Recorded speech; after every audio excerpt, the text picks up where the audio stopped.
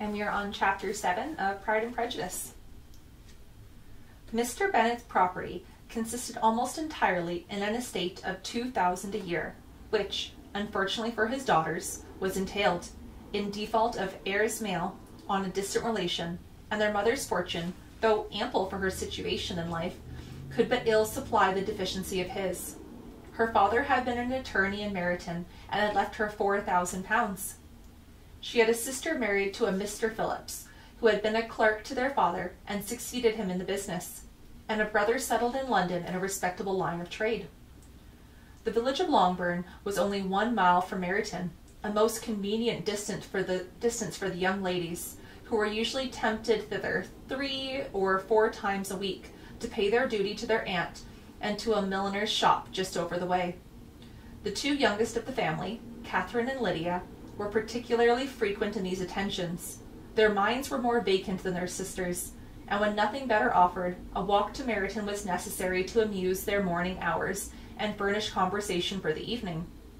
And however bare of news the country in general might be, they always contrived to learn some from their aunt. At present, indeed, they were well supplied both with news and happiness by the recent arrival of a militia regiment in the neighbourhood. It was to remain the whole winter, and Meryton was the headquarters. Their visits to Mrs. Phillips were now productive of the most interesting intelligence. Every day added something to their knowledge of the officers' names and connections.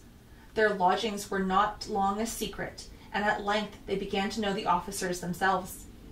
Mr. Phillips visited them all, and this opened to his nieces a source of felicity unknown before. They could talk of nothing but officers, and Mr. Bingley's large fortune, the mention of which gave animation to their mother, was worthless in their eyes when opposed to the regimentals of an ensign. After listening one morning to their effusions on this subject, Mr. Bennet coolly observed, "From all that I can collect by your manner of talking, you must be 2 of the silliest girls in the country. I have suspected it some time, but I am now convinced." Catherine was disconcerted, and made no answer, but Lydia, with perfect indifference, continued to express her admiration of Captain Carter and her hopes of seeing him in the course of the day. He was going the next morning to London. "I am astonished, my dear," said Mrs. Bennet, "that you should be so ready to think your children silly. If I wish to think slightly of anybody's children, it should not be my own, however. If my children are silly, I must hope to be always sensible of it. Yes, but as it happens, they are all of them very clever. This is the only point, I flatter myself, on which we do not agree. I had hoped that our sentiments coincided in every particular, but I must so far differ from you as to think our 2 youngest daughters uncommonly foolish." "My dear Mr. Bennet, you must not expect such girls to have the sense of their father and mother. When they get to our age, I dare say they will not think about officers any more than we do. I remember a time when I liked a red coat myself very well, and indeed so I do still at my heart, and if a smart young colonel with 5,000 or 6,000 a year should want one of my girls, I shall not say nay to him. And I thought Colonel Forster looked very becoming the other night at Sir William's in his regimentals." "Mamma," cried Lydia, "my aunt says that Colonel Forster and Captain Carter do not go so often to Miss Watson's as they did when they first came. She sees them now very often standing in Clark's library." Mrs. Bennet was prevented replying by the entrance of the footman with a note for Miss Bennet. It came from Netherfield, and the servant waited for an answer. Mrs. Bennet's eyes sparkled with pleasure, and she was eagerly calling out while her daughter read. "Well, Jane, who's it from? What is it about? What does he say? Well, Jane, make haste and tell us. Make haste, my love." "It is from Miss Bingley," said Jane, and then she read it aloud. "My dear friend, if you are not so compassionate as to dine today with Louisa and me, we shall be in danger of hating each other for the rest of our lives, for a whole day's tete-a-tete between 2 women can never end without a quarrel. Come as soon as you can on the receipt of this. My brother and the gentleman are to dine with the officers. Yours ever, Caroline Bingley. With the officers? Cried Lydia. I wonder my aunt did not tell us of that. Dining out, said Mrs. Bennet. That is very unlucky. Can I have the carriage? Said Jane. No, my dear, you better go on horseback, because it seems likely to rain, and then you must stay all night. That would be a good scheme, said Elizabeth, if you were sure that they would not offer to send her home. Oh, but the gentlemen will have Mr. Bingley's chaise to go to Meryton, and the Hursts have no horses to theirs. I had much rather go in the coach. But, my dear, your father cannot spare the horses, I am sure. They are wanted on the farm. Mr. Bennet, are not they? They are wanted in the farm much oftener than I can get them. But if you have got them today, said Elizabeth, my mother's purpose will be answered. She did at last extort from her father an acknowledgment that the horses were engaged. Jane was therefore obliged to go on horseback, and her mother attended her to the door with many cheerful prognostics of a bad day. Her hopes were answered. Jane had not been gone long before it rained hard. Her sisters were uneasy for her, but her mother was delighted. The rain continued the whole evening without intermission. Jane certainly would not come back. This was a lucky idea of mine indeed, said Miss Bennet more than once, as if the credit of making it rain were all her own. Till the next morning, however, she was not aware of all the felicity of her contrivance. Breakfast was scarcely over when a servant from Netherfield brought the following note for Elizabeth. My dearest Lizzie, I find myself very unwell this morning, which, I suppose, is to be imputed on my getting wet through yesterday. My kind friends will not hear of my returning home till I am better. They insist also on my seeing Mr. Jones.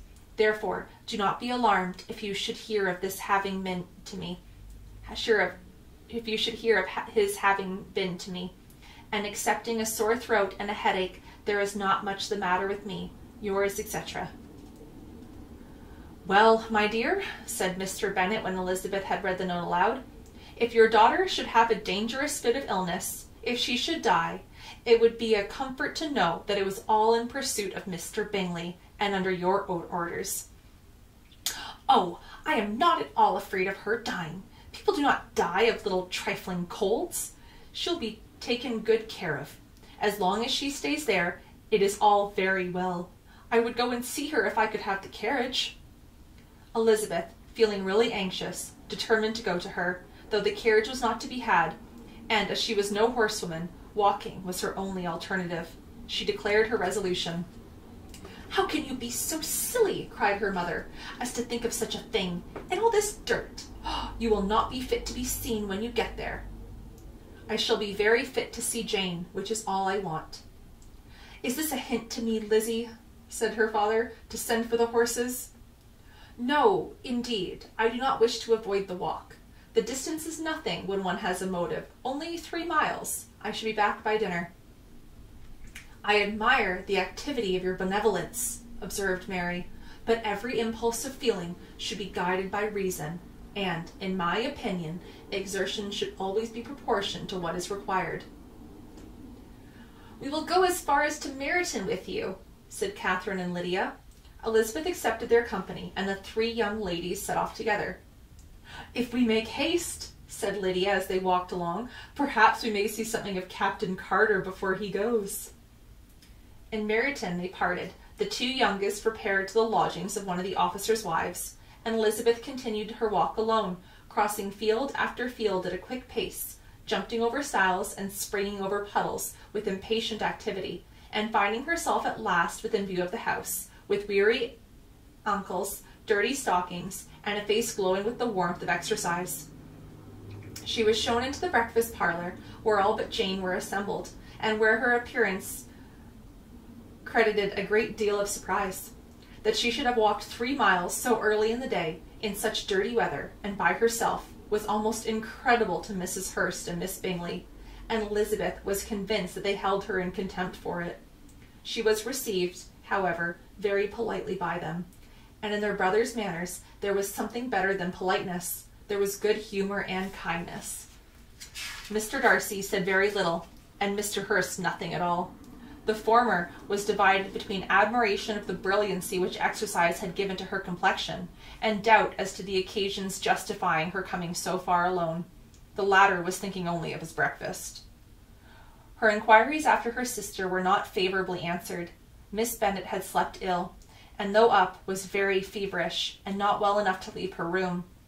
Elizabeth was glad to be taken to her immediately, and Jane, who had only been withheld by the fear of giving alarm or inconvenience from expressing her note how much she longed for such a visit, was delighted at her entrance. She was not equal, however, to much conversation, and when Miss Bingley left them together, could attempt little besides expression of gratitude for the extraordinary kindness she was treated with. Elizabeth silently attended her. When breakfast was over, they were joined by the sisters, and Elizabeth began to like them herself when she saw how much affection and solicitude they showed for Jane. The apothecary came, and having examined his patient, said, as might be supposed, that she had caught a violent cold, and that they must endeavour to get her the better of it, advised her to return to bed, and promised her some draughts. The advice was followed readily, for the feverish symptoms increased, and her head ached acutely.